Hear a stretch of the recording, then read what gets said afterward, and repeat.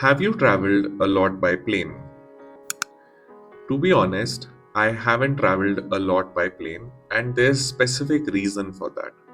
I'm close to 35 now, and I have never really been very fond of going on frequent holidays. Also, most of my relatives live fairly close by, so by and large, I've never had many situations where flying was necessary. As a result, I have traveled by plane only about 6 or 7 times in total, including both domestic and international trips. Why do you think some people enjoy traveling by plane? Firstly, it's extremely time saving, and at the same time, it's quite comfortable and convenient. Apart from that, the aerial view from the plane window and the feeling of being on top of the world really adds to the experience. In fact, I know people who enjoy flying so much that they're even willing to stress their budgets or throw their financial planning off track just to travel by plane, even when it costs them significantly more. Would you like to live near an airport? Hmm. There's no real reason for me to live permanently near an airport. That said, I have given it some thought because whenever I've looked at real estate, property agents often show houses close to domestic or international airports and describe them as prime locations. However, considering that I travel maybe once or twice every 3 or 4 years, living near an airport doesn't really make sense for me in the long run. In the future, do you think that you will travel by plane more often? Not really.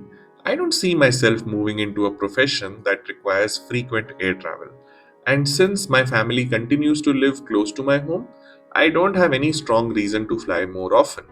That said, life can always throw a curveball, and you never know where you might be 10 years down the line. So I do keep an open mind. On a positive note, I'm glad that I don't have a fear of heights, unlike many of my relatives. Describe a person from your country who has won a prize, an award, or a medal. You should say what this person is, which prize, award, or medal did they receive, what did they do to win this, and explain whether you think it was right that this person received this prize, award, or medal. I would like to talk about a person I've always deeply admired, and that is the legendary music composer A.R. Rahman. He comes from South India, and although I'm not entirely sure whether his roots are in Tamil Nadu or Kerala, that detail feels almost secondary when you look at his contribution to music. The award that truly stands out for me is the Academy Award he won for his music in the film Slumdog Millionaire, which was directed by Danny Boyle. I clearly remember watching the live telecast of the Oscars, and it felt like a goosebumps moment, not just for me, but for millions of Indians. He won this award because his music was nothing short of extraordinary. It did not just function as background music, the entire soundtrack and score captured for the soul of the film reflected the raw, emotional Indian spirit portrayed on screen. In my opinion, it wasn't just right that he received this award, he was hands down the most deserving global artist from India at that time. What makes me admire him even more is his personality. Despite achieving global fame, he remains extremely humble, grounded, and soft spoken. His music is unmistakably Indian, yet it never feels stereotypical. Whether it's Tamil cinema, Bollywood, or even Hollywood projects, you can instantly recognize his style, yet you cannot box it into a single category. Sometimes I even smile at the thought that he has been composing music for over 35 years, which is actually longer than I've been on this planet. In fact, the first song I ever heard from him was released the same year I was born. Winning an Academy Award as an Indian artist is a huge honor on the global stage, and for me, A.R. Rahman truly represents what Indian talent can achieve when passion meets perseverance. What types of school prizes do children in your country receive? In most Indian schools, rewards are generally non monetary. These include certificates, public recognition during school assemblies, trophies, and sometimes useful items like school bags or tiffin boxes. In rare cases, if a child achieves something significant at a state or national level, they might even receive a laptop or a similar reward. However, unlike some European countries, cash prizes and day to day scholarships are quite uncommon in regular school competitions. What do you think are the advantages of rewarding school children for good work? Young school children are naturally innocent and impressionable, and when they are awarded in front of their peers, parents, or teachers, people they actually truly look up to, it gives them a massive confidence boost. Such recognition creates intrinsic motivation, and over time, children begin to understand why they are being awarded.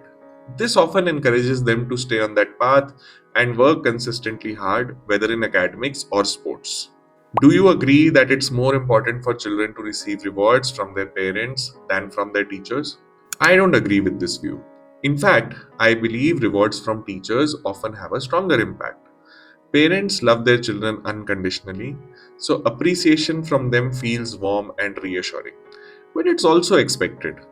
On the other hand, when praise or reward comes from teachers, principals, or senior staff at school, it feels earned, and that makes it far more motivating for a child.